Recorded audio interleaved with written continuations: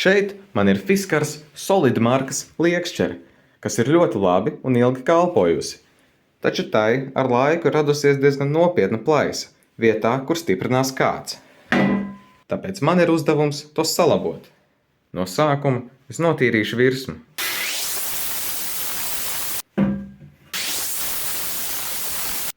Tagad, kad tas ir izdarīts, var labāk redzēt, kur ir plaisa. Nākamais uzdevums būtu to atlocīt vietā. Kaut kā tā, lai virsma tagad ir taisna un līdzena. Un tagad atliek tikai aizmetināt plaisu ciet. Un tā kā lāpsta ir diezgan plāna, apmēram 2 mm, es izmantošu šos ESAB OK46.16 2 mm elektrodus. Un tā kā šie elektrodi ir paredzēti no 50 līdz 70 amperiem, es pamēģināšu uz 60.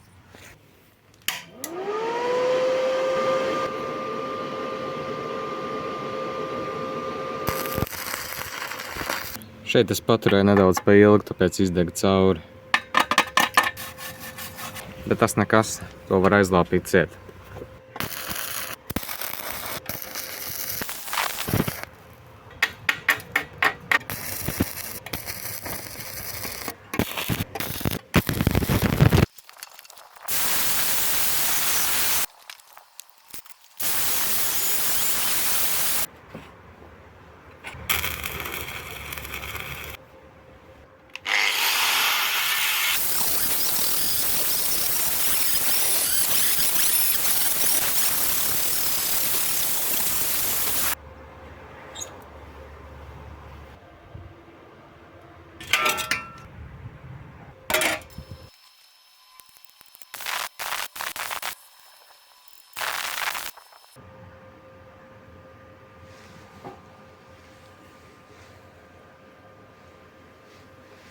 Un šajā vietā metinājums pie kāta arī ir atdalījies, un tas jāpiemetina klāt.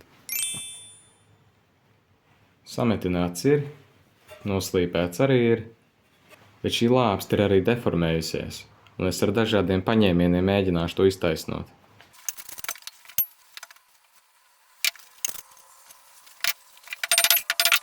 Tagad ir daudz labāk. Un vēl pēdējā lieta, es uzasināšu.